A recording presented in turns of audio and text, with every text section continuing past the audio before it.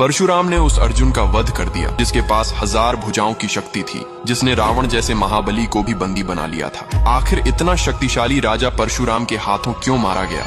कर्तवीर्य अर्जुन एक बहुत शक्तिशाली राजा थे जिनकी राजधानी नर्मदा नदी के किनारे स्थित महिष्मती नगरी थी। अपने पिता कृतवीर्य के बाद वे राजा बने। बहुत कम उम्र में ही उन्होंने शासन की जिम्मेदारी संभाल ली और जल्दी ही समझ गए कि एक राजा के लिए शक्ति सबसे बड़ा सहारा होती है। इसी सोच के साथ उन्होंने कठोर तपस्या की। उनकी तपस्या से भगवान दत्तात्रेय प्रसन्न हुए और उन्हें वरदान दिया कि युद्ध के समय उनकी एक नहीं बल्कि 1000 भुजाएं प्रकट हो जाएंगी। इसी कारण उन्हें सहस्त्रार्जुन भी कहा गया। इस अद्भुत शक्ति के कारण कहा जाता है कि उन्होंने 7 द्वीपों पर अपना अधिकार स्थापित कर लिया था। उनके राज्य में धन समृद्धि थी और असुर, दैत्य और नाग तक उनसे भयभीत रहते थे। उन्होंने लंका के राजा रावण को युद्ध में हराकर बंदी बना लिया था क्योंकि रावण ने नर्मदा के पानी को रोक दिया था। बाद में रावण के दादा ऋषि पुलस्त्य के अनुरोध पर उन्होंने रावण को सम्मान के साथ मुक्त कर दिया। लेकिन अपार शक्ति और अहंकार के कारण अर्जुन ने एक दिन महर्षि जमदग्नि के आश्रम पहुंचे जहां कामधेनु नाम की दिव्य गाय थी।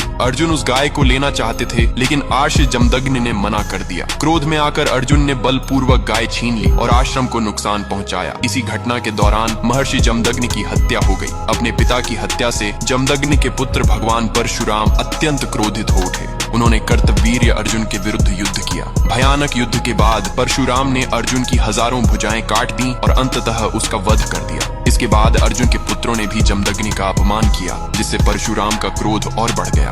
तब उन्होंने अधर्म और अत्याचार करने वाले क्षत्रियों के नाश का संकल्प लिया। लेकिन जब यह कार्य पूरा हुआ तो परशुराम ने अपने कर्मों के प्रभाव को समझते हुए प्रायश्चित किया। उन्होंने अपना कुल्हाड़ा महेंद्रगिरी पर्वत पर रख दिया और आज भी इसी महेंद्रगिरी पर्वत में परशुराम को जीवित माना जाता है। अगर आपको लगता है कि आज भी भगवान परशुराम जीवित हैं, तो कमेंट में लिखो जय श्री राम।